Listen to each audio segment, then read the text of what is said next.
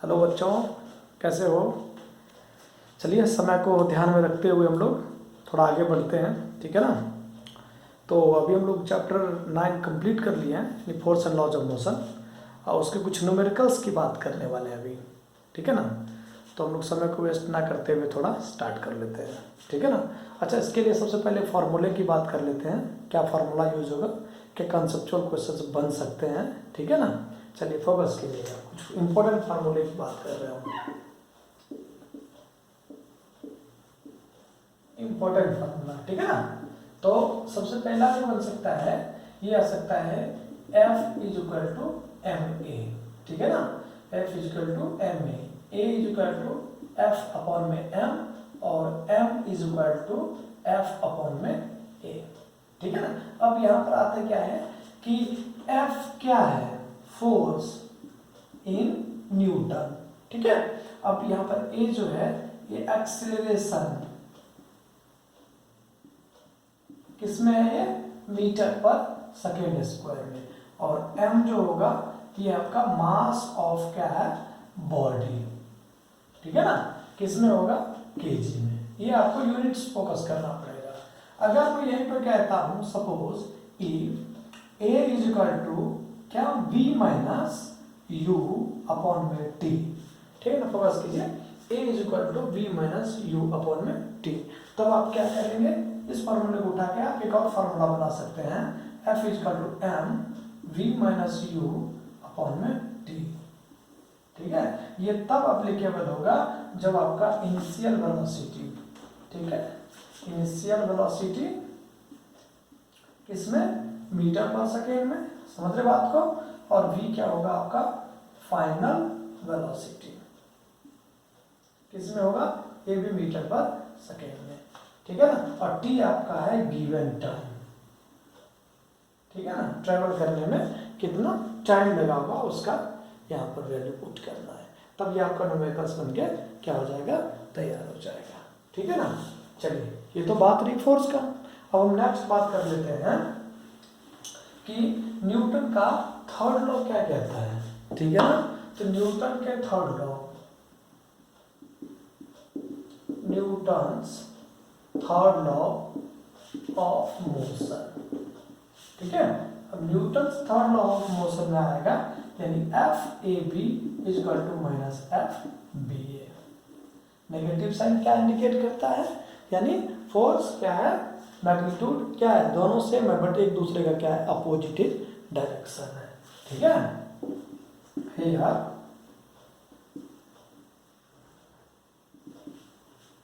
magnitude is same but opposite in direction, ठीक है। चलिए, अब इसको जिक्र करते हुए हम सीधा सीधा मोमेंटम की तरफ मूव कर लेते हैं, ठीक है। अब यहाँ से P जो कर क्या होगा, m इंटू वी। P जो है ये क्या है आपको, मोमेंटम, ठीक है ना, इन क्या, केजी मीटर पर सेकेंड, ठीक है ना। अब जरा देखिए, m क्या है आपका, मास, ठीक है, किसमें है ये, केजी में, और v क्या है, वेलोसिटी। ये जो बनेगा ये बनेगा मीटर पर सेकेंड में। ये न्यूमेरिकल्स के लिए बात करें हम लोग, कुछ न्यूमेरिकल्स भी देखेंगे, ठीक है ना। तो आपको अब कभी कभी ना आपके न्यूमेरिकल्स नहीं बनते हैं तो परेशान नहीं होना है, आपको यह देखना है कि गिवन क्वेश्चन में ऐसा यूनिट क्या दिया है मुझे। अगर ऐसा यूनिट आपको पता चल जाएगा तो समझ जाओगे क्या गिवन है और क्या गिवन नहीं है, अपने आप बनना स्टार्ट हो जाएगा, है कि नहीं। चलिए अब आगे चलते हैं मेरे पास, ये था मोमेंटम की बात, ठीक है ना। अच्छा, कभी कभी अगर आपको मान लो कि v अगर नहीं गिवन हो, मान लो सपोज हमें v गिवन नहीं है, तो आप कैसे निकालोगे, तो v can also find with the help of equation of motion, इससे निकालेंगे आप इक्वेशन ऑफ मोशन से, और इक्वेशन ऑफ मोशन कितने, यानी v is equal to u plus a t, v square is equal to u square plus 2as, यहाँ से आप फाइंड आउट कर लेंगे, ठीक है ना। आपको कुछ भी अगर आपको अननोन हो लगे और आपको लगे कि डेटा गिवन है, उस डेटा से मुझे अगर फाइंड आउट करना है, then you can use equation of motion for the solution of question. Okay, चलिए हम बात करते हैं थोड़ा आगे। काइनेटिक एनर्जी की क्या जरूरत है? मोमेंटम का रिलेशन है। काइनेटिक एनर्जी होता है हाफ mv², और पिछले वीडियो में हमने आपको बताया भी था, ठीक है। और जरा देखिए तो मोमेंटम और काइनेटिक एनर्जी में क्या रिलेशन है उसकी बात कर रहा है। तो हमेशा याद रखना काइनेटिक एनर्जी जो बनेगा ये बनेगा p²/2m। रिलेशन फाइंड आउट करिए नेक्स्ट, यानी प्रीवियस आप लेक्चर वीडियो आप देख सकते हैं, ठीक है ना। अब यहाँ से मुझे p चाहिए तो ये बनेगा √2m × k, ठीक है ना। अब यहाँ से भी आपके क्वेश्चन आ सकते हैं, ठीक है। अगर और भी बात करो तो p = देखिए क्या मोमेंटम, तो मोमेंटम m × v, तो काइनेटिक एनर्जी भी यहाँ से भी फाइंड आउट कर सकते हैं, इच्छा आती है, ठीक है। चलिए अब हम आगे की बात करते हैं। ये कहा था आपको कंजर्वेशन ऑफ लीनियर मोमेंटम। तो कंजर्वेशन ऑफ लीनियर मोमेंटम में क्या बनेगा? m1u1 plus m2u2 = m1v1 plus m2v2। समझिए कंजर्वेशन ऑफ लीनियर मोमेंटम क्या कहता है? Total momentum before collision is equal to total momentum after collision. मतलब ये टोटल मोमेंटम है आफ्टर कॉलिजन का और ये टोटल मोमेंटम है बिफोर कॉलिजन का, ठीक है। सपोज मान लो when two body are start going in any straight line, ठीक है ना, एनी पाथ में भी, ठीक है ना, कुछ भी हो सकता है।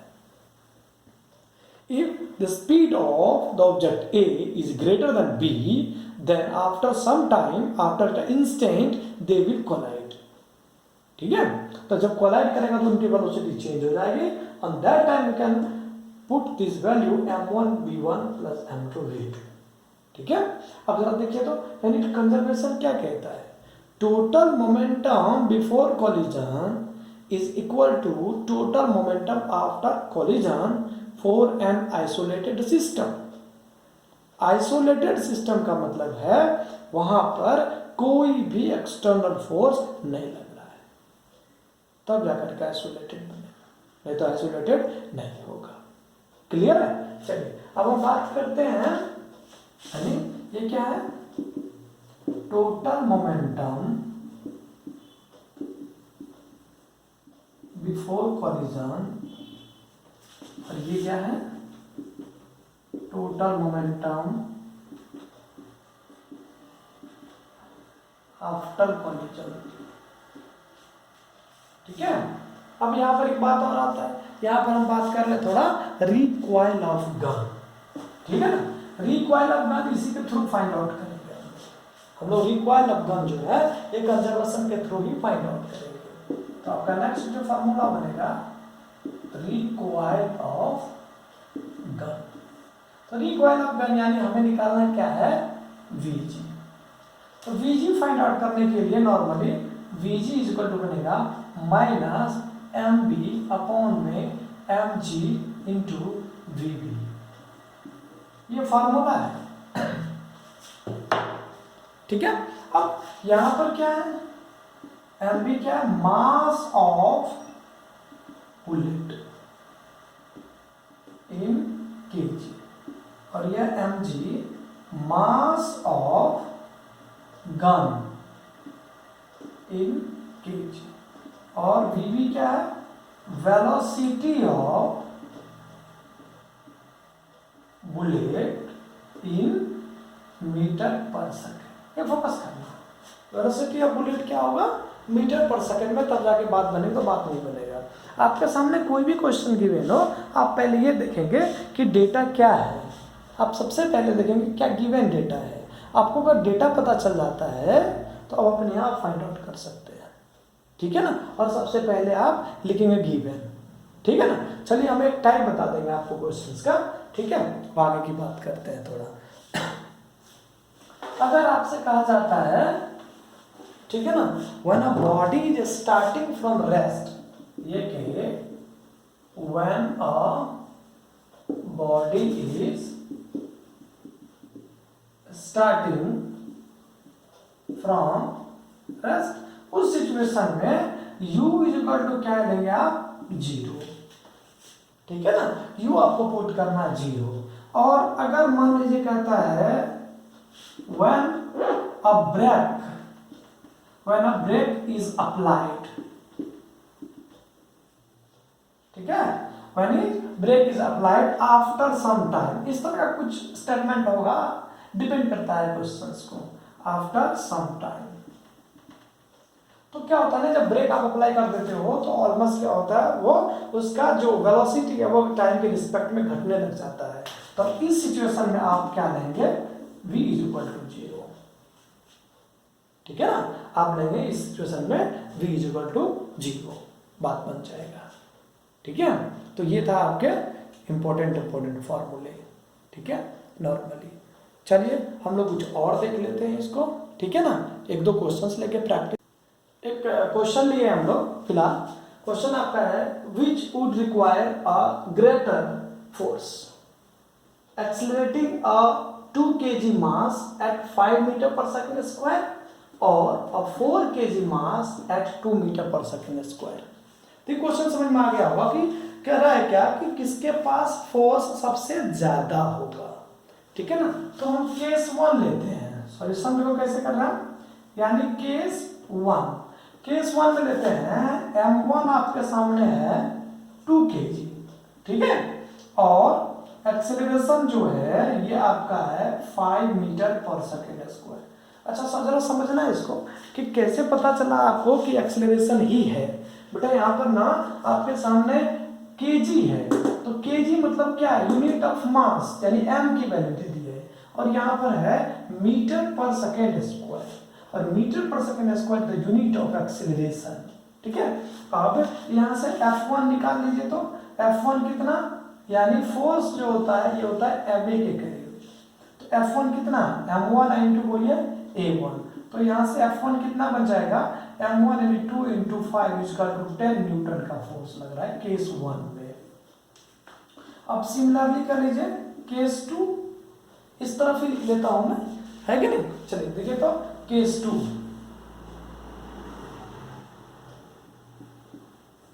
2 में क्या है, फिर से देखिए m2 आपके 4 दे रखे हैं और ये 2, तो m2 इज इक्वल टू आपके सामने क्या बन गया, यानी 4 kg, और यहाँ से a2 इज इक्वल टू दिया है 2 metre per second square.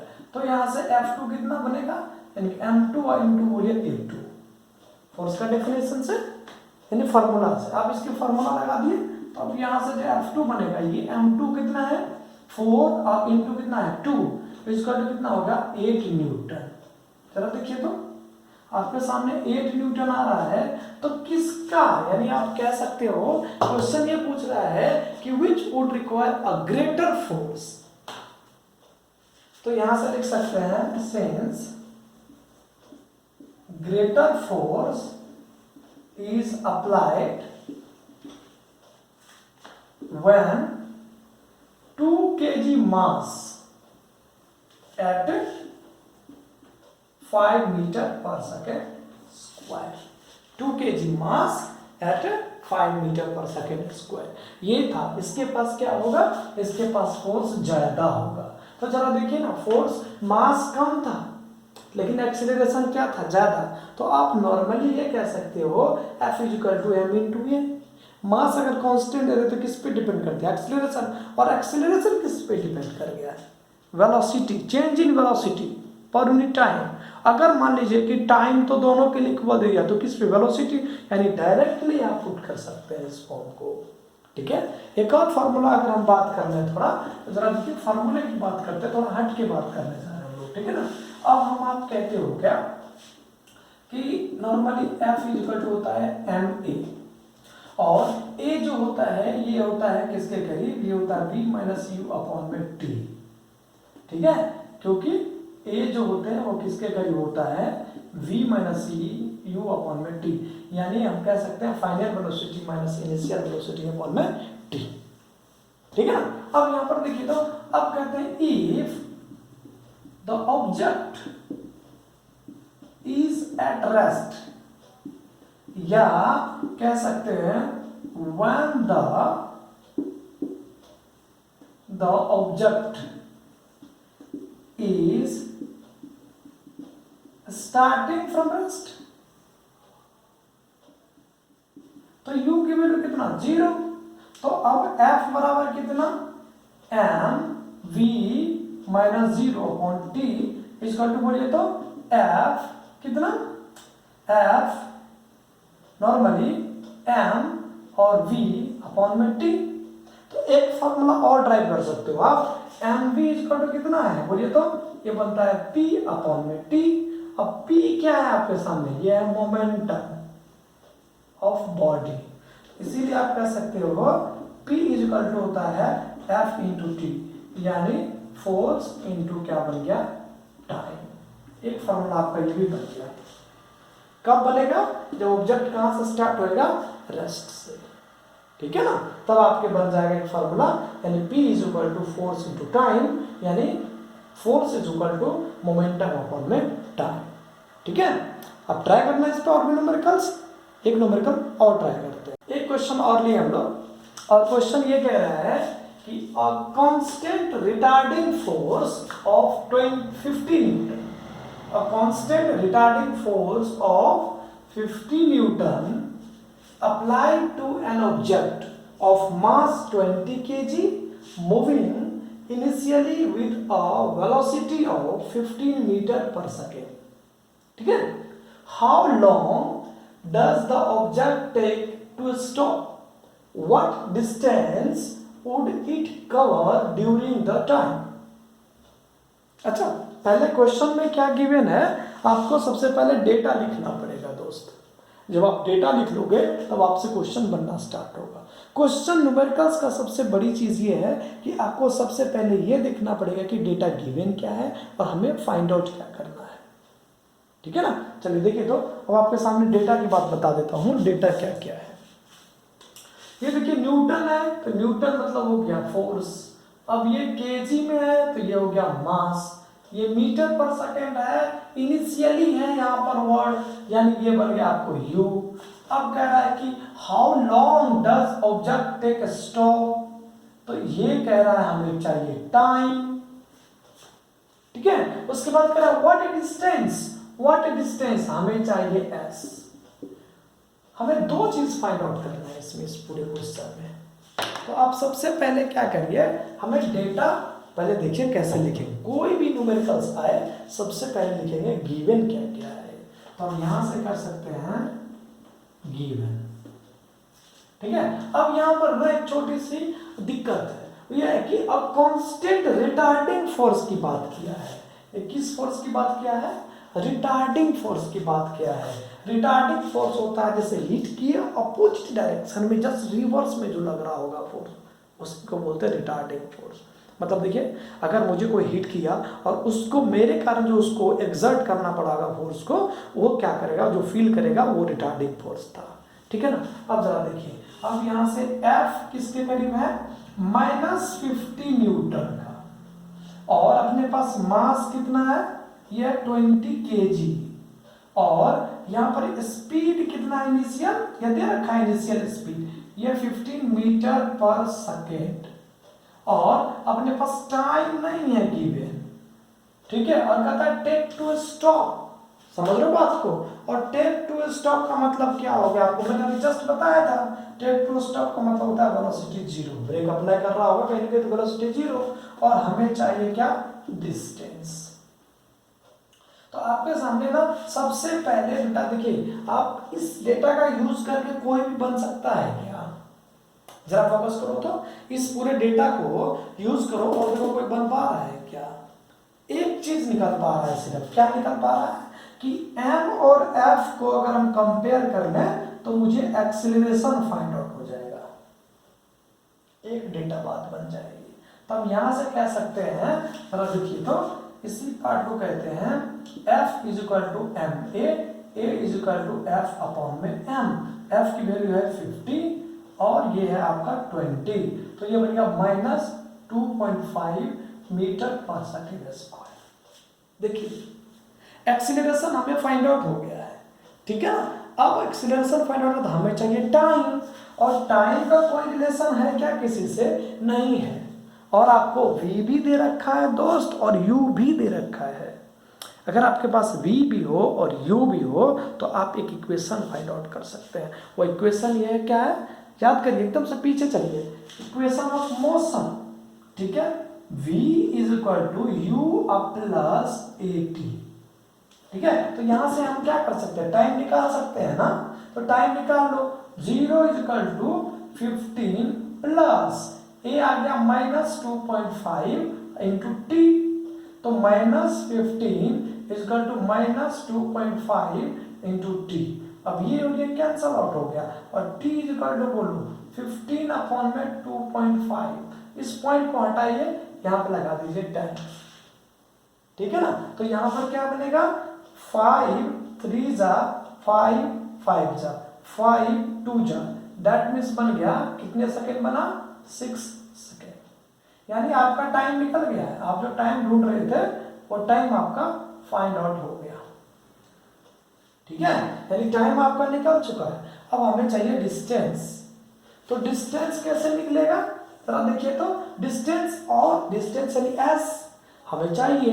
s निकालने के लिए आपको और कोई फॉर्मूला का रिलेशन दिख रहा है क्या, नहीं ना, तो एक ही बात वो याद करेंगे, इक्वेशन ऑफ मोशन। तो यहां से हम कह सकते हैं s is equal to ut plus half at square. s is equal to ut plus half at square. s is equal to u की वैल्यू 15 इंटू 6 प्लस 1/2। a की वैल्यू फाइंड आउट कर ली है आपने, कहाँ है, ये a की वैल्यू है, ये है आपका -2.5 और फिर से t की वैल्यू कितना, 6 का square. s is equal to बनेगा 15 into 6 minus 1/2 into 2.5 into 6 into 6 2 3 बना। अब जरा देखो तो इसको फिर से कट कर लो, ये बन गया 10, तो 5 5 जा 5 2 जा 2 3 बन गया। अब जरा देखो तो s इज इक्वल टू कितना 90 और माइनस 5 और 3 इंटू 3 इज इक्वल टू 45, तो s is equal to 45 metre. ये बन के तैयार हो गया। दैट मीन्स ये हो गया कि 6 सेकेंड में, यानी कहते हैं जब उस पर क्या किया, रिटार्डिंग फोर्स लगाया, तो बॉडी 6 सेकेंड में रुक जाएगी। और 6 सेकेंड में रुकने के बाद कितने दूर की distance, how much distance it will cover, that means 45 metre का डिस्टेंस कवर कर लेगा, ठीक है ना। ये था मतलब इक्वेशन ऑफ मोशन को यूज करते हुए न्यूमेरिकल्स। चलिए एक अगला क्वेश्चन समझ लेते हैं। चलो देखो तो क्वेश्चन आपका है कि the velocity time graph of a ball of mass 20 ग्राम, ठीक है ना, मास कितना दे रखा आपको 20 ग्राम, ठीक है ना, moving along a straight line on a long table in the adjoining figure, how much force does the table exert on the ball to bring it to rest.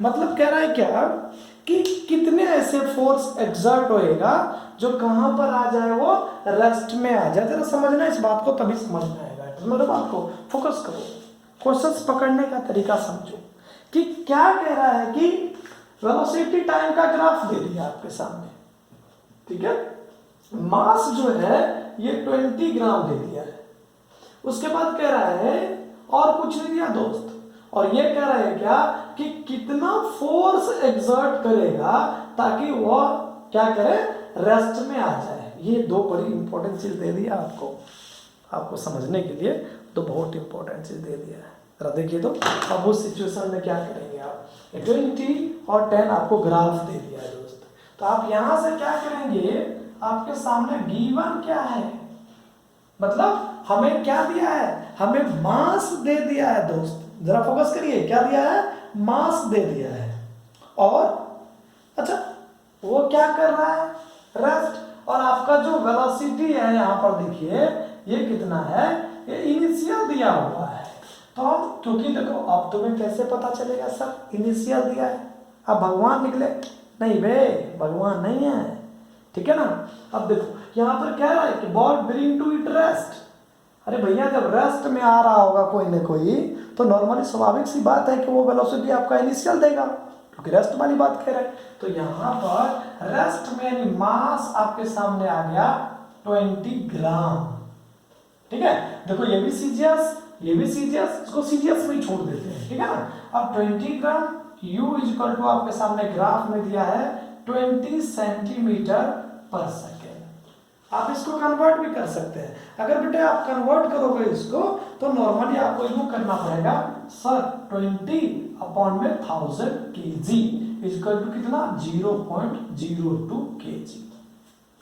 ठीक है, अब यहां पर देखिए सेंटीमीटर को अब आप कन्वर्ट करिए मीटर में, 20 अपॉन में कितना 100, ये बन गया मीटर पर सेकेंड, ये और ये cancel out equal to 0.2 metre per second. समझ रहे हो बात को, 0.2 मीटर पर सेकेंड। और कह रहा है कि रेस्ट में आएगा, that means v equal to कितना हो गया 0। ठीक है ना। अब यहां से कह सकते हैं, अब जरा फोकस करो तो आपको निकालना क्या है सबसे पहले। अगर अपना एक्सेलरेशन निकल जाए तो बात बनके तैयार हो जाएगा, क्योंकि फोर्स के लिए m दिया है, हमें एक्सेलरेशन चाहिए a is equal to how much. ठीक है, तो फ्रॉम इक्वेशन ऑफ मोशन, तो यहां से क्या होता है v इक्वल टू यू और प्लस बोलो at। ठीक है ना, क्यों, क्योंकि टाइम आपको दे दिया है 10 सेकेंड और हमें चाहिए a, तो ये 0 इक्वल टू कितना u की वैल्यू कितना हो गया 0.2 प्लस a इंटू t कितना है 10, तो minus 0.2 equal to a into 10। Focus करना। अब यहां से बनेगा a इक्वल टू कितना माइनस 0.2 अपॉन में 10। अब इसको हटाओ, यहां पर लगाओ 10, तो ये बन गया minus 0.02 metre per second square. ये एक्सेलरेशन आ गया दोस्त आपका, और एक्सेलरेशन आ गया तो आप यहां निकाल सकते हैं F इक्वल टू होता है ma। मास आपको दिया है 0.02 इंटू एक्सेलरेशन है माइनस 0.02। देखिए ना, तो यहां से बन गया 0 पॉइंट कितना माइनस में कितना बन जाएगा 0.2 डिजिट और 2 डिजिट 4 डिजिट है, तो ऐसे ले लो 4 न्यूटन बन गया ये। ठीक है ना, 0 पॉइंट कितना बन गया, ठीक है ना 000। अब इसको अगर नॉर्मली आप कहोगे ना तो ऐसे भी कह सकते हो माइनस कितना 4 इंटू कितने 10 के पावर माइनस 4 न्यूटन आंसर। ठीक है, इसको आप ऐसे भी कह सकते हो 10 इंटू 10 के पावर 4 इंटू 10 के पावर माइनस 4। अब नेगेटिव साइन क्या बता रहा है, negative sign indicates that the friction, क्योंकि ये मान लो कि कोई अब इंक्लाइन प्लेन दे दिया आपने तो वो क्या करेगा, फ्रिक्शन लगेगा ना उसको, टेबल पे ही है बस, तो टेबल पे एडजॉइनिंग है, तो टेबल यानी force is opposite to the direction of frictional force, ये नेगेटिव साइन इंडिकेट कर रहा है। ठीक है ना, चलिए एक और लेते हैं हम लोग क्वेश्चन, इसको देखते हैं। ठीक है, चलो देखो एक क्वेश्चन और नहीं है हम लोग, और फटाफट से उस क्वेश्चन को देखिए। ठीक है ना, ऑलमोस्ट हर टाइप का क्वेश्चन हम लोग ले लिए हैं। अब यहाँ पर क्वेश्चन है how much momentum will dumbbell of mass 10 kg transfer to the floor if it falls from a height of 80 centimeter if g is equal to 10 meter per second square। ये क्वेश्चन दे दिया है, तो normally आप याद करिए कि CP मंत्रा कहता है कि अगर किसी ऑब्जेक्ट को ऊपर से फेंक रहे हो नीचे की तरफ या फिर नीचे से ऊपर की तरफ फेंक रहे हो, ग्रेविटी काम करता है। जब आप ग्रेविटी के अगेंस्ट ग्रेविटी के साइड्स में आप काम करते हैं तो वहां पर जी की वैल्यू में क्या होती है, चेंजिंग होती है। अगर ग्रेविटी के साथ लेके जा रहे हो तो जी पॉजिटिव हो जाता है, उसके अगेंस्ट लेके जाते हो तो नेगेटिव हो जाता है। क्लियर है। चलिए अगर हम लोग पहले डेटा लिखते हैं क्या क्या गिवन है, सपोज मान लीजिए, ठीक है ना, डेटा में हमें क्या दिया है, मास दे दिया है m इक्वल टू 10 kg और s जो डिस्टेंस है ना उसको हाइट लिखो क्योंकि वर्टिकल है। आप एक बात याद करिए, जब डिस्टेंस की बात करेंगे ना तो आप लीनियर की बात करेंगे, हॉरिजॉन्टल की बात करेंगे। हॉरिजॉन्टल जब होगा तो हम उसको कह सकते हैं क्या है वो, मतलब डिस्टेंस। अगर वर्टिकल वाला पोर्शन आ जाता है तब just we can consider as a height, ठीक है ना। ग्रेविटी के अगेंस्ट और ग्रेविटी के साथ काम करना उस पर पॉसिबिलिटीज हो सकती है, इसीलिए, ठीक है ना। चलिए अब जरा देखिए तो एस किसके करीब है, एच के करीब, और अपने पास है कितना 80 सेंटीमीटर है, तो इसको मीटर में कन्वर्ट करिए। तो 80 को आप 100 से डिवाइड करेंगे तो यहाँ पर बनेगा मीटर, तो ये बनेगा कितना 0.8 मीटर। क्लियर। और जी की वैल्यू आपको दे रहा है 10 मीटर पर सेकेंड स्क्वायर। तो जरा याद करिए, तो ऊपर से अगर मान लीजिए, देखिए जरा ऊपर से अगर कोई ऑब्जेक्ट को एम मास के ऑब्जेक्ट को फॉल कराते हो किसी हाइट से, तो u बराबर क्या होगा 0 ना। तो just you take the value of u is 0, ठीक है। अच्छा देखो हमें चाहिए क्या कि हाउ मच मोमेंटम, समझना क्वेश्चंस को, हमें मोमेंटम फाइंड आउट करना है। तो मोमेंटम जो p होता है ये होता है mv, तो हमें तो वेलोसिटी चाहिए ना, तो फाइनल वेलोसिटी तो निकालना पड़ेगा। तो हम यहां से लिख सकते हैं फ्रॉम इक्वेशन ऑफ मोशन, तो यहां से होता है v square equal to u square plus 2as। तो a किसके करीब है, g के करीब, और s किसके करीब है, h के करीब। तो यहाँ से v square equal to u square 0 का square plus 2 into 10 into height कितना दे दिया है 0.8, देखिए ना। तो यहाँ से v स्क्वायर कितना बन जाएगा, यानी 2 इंटू 10 इंटू बोलिए 0.8 अपॉन इसको हटाइए, ये और ये कैंसिल आउट हो गया, बन गया 16। तो हमें यहाँ से v की बात करें तो प्लस माइनस क्या बन जाएगा 16 is equal to 4 metre per second, देखिए बन गया। इसीलिए नॉर्मली अब आप क्या कर सकते हैं, टोटल मोमेंटम फाइंड आउट कर सकते हैं। जरा देखिए तो टोटल मोमेंटम यानी मोमेंटम ऑफ बॉडी। अच्छा कब तक का मोमेंटम है ये जो मोमेंटम है ना, ये जब तक अर्थ के सरफेस पे नहीं पहुंचा है तब का मोमेंटम है। क्यों, जरा समझना इस चीज को। हाँ ये तो मन में बड़ा अजीब सा एक क्वेश्चन क्रिएट हो जाएगा, कंफ्यूजन जिसको बोलते हैं दूसरे लैंग्वेज में, ठीक है ना। और तीसरे लैंग्वेज को बोलते हैं मन में डाइन पैदा हो जाना, समझ रहे हो ना बात को, क्योंकि न्यूटन भी काम नहीं करेगा उस डाइन को हटाने के लिए, समझ रहे हो ना। समझो अब यहाँ पर क्या है, न्यूटन और डाइन की बात कर लिए थोड़ा, ठीक है ना। एकदम से मन में जो पैदा हो रहा है डाइन उसको हटाएंगे जैसे। यहाँ पर ऑब्जेक्ट था m मास का, तो u बराबर 0 था, तो जब ये फॉल डाउन होगा ना तो ये तो अर्थ के सरफेस से पहले है ना, अर्थ के सरफेस से पहले है, तो हमें इसको पहले क्या करना, मोमेंटम तो यहाँ तक आएगा। और जब यहाँ पर ऑब्जेक्ट आ जाता है तो आप कहते हो ना सर वेलोसिटी तो 0 हो गया, तो नेट मोमेंटम तो फिर से 0 होना चाहिए ना। तो जब वो गिराया गया होगा तब का मोमेंटम क्या होगा उसकी बात करने जा रहे हैं हम, जरा फोकस कीजिए। तो कहते हैं momentum of body before reaching the ground, ठीक है बेटे। तो P is equal to mv, P is equal to mass आपके सामने 10, वेलोसिटी है 4 इज इक्वल टू कितना बन गया 40 क्या kg मीटर पर सेकेंड, ये बना। But when the body reaches at the ground, then their final velocity becomes 0। जब सरफेस को टच कर लेगा, उस तरफ देखिए सरफेस को टच कर रहा है तो वेलोसिटी कितना हो रहा है 0। इसीलिए क्या मानेगा ये, momentum is equal to on that time momentum is equal to 0। समझ रहे हो ना बात को, उस समय मोमेंटम क्या हो जाएगा आपका 0 हो जाएगा। क्लियर है कि नहीं है नॉर्मली, ठीक है। फिर से देखिए, how much momentum will dumbbell of mass 10 kg transfer the floor if it falls from height of 80 centimetre if g is 10 metre per second square. तो उस सिचुएशन में क्या बनेगा, जब तक वहां से फॉल किया गया होगा तो टोटल मोमेंटम ये ठीक है ना।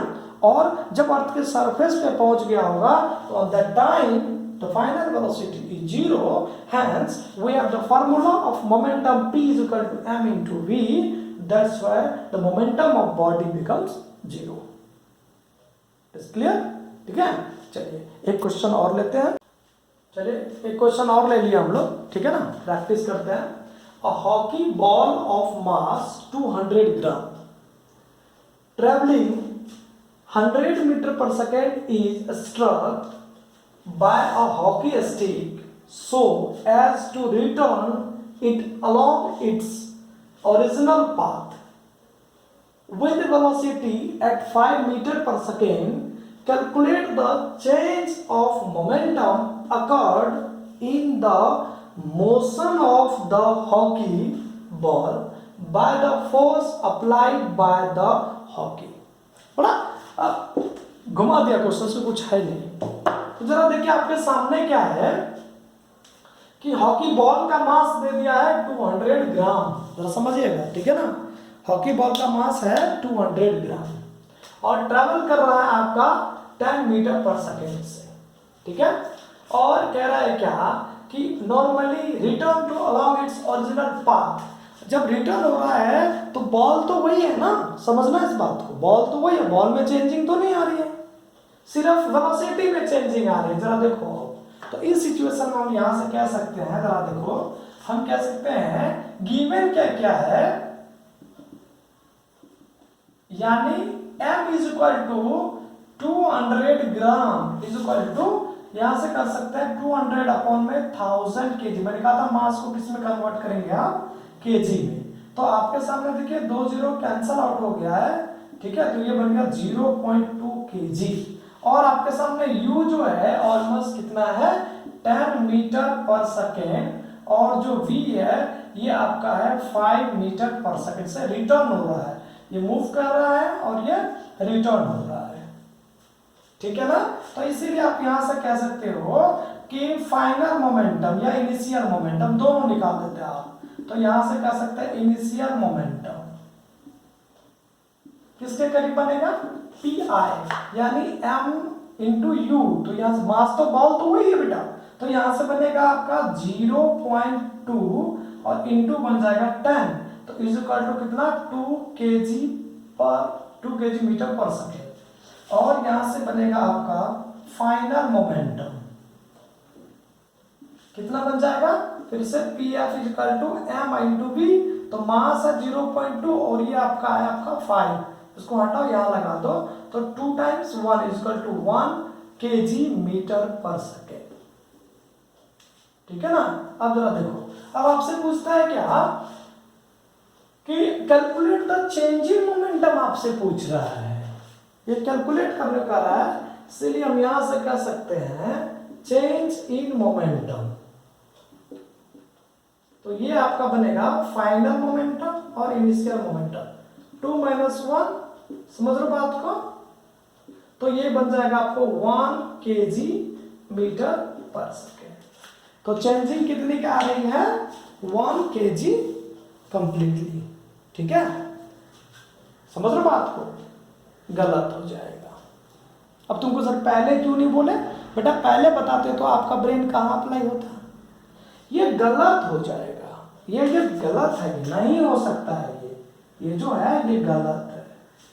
अब क्या करोगे आप, आपका देखो कह रहा है यहाँ पे question, travelling 10 metre per second struck by और रिटर्न हो रहा है, मतलब -5 की बात करेंगे। यहाँ पर अब लगाएंगे माइनस, यहाँ -1, तब यहाँ पर अब आप अप्लाई कर देंगे, यहाँ पर क्या, यानी 2 - -1।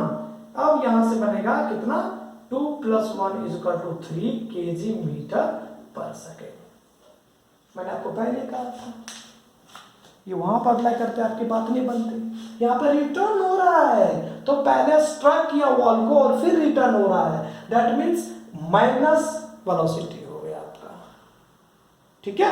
और माइनस हो गया ऑलमोस्ट, तो आपके पास तो चेंज इन मोमेंटम कितना, फाइनल माइनस इनिशियल, ठीक है ना, ऑलमोस्ट सॉरी यार, तो फाइनल माइनस इनिशियल, तो फाइनल कितना है -1 और -2 इज इक्वल टू कितना, -3 kg मीटर पर सेकेंड। देखो देखो, ठीक है।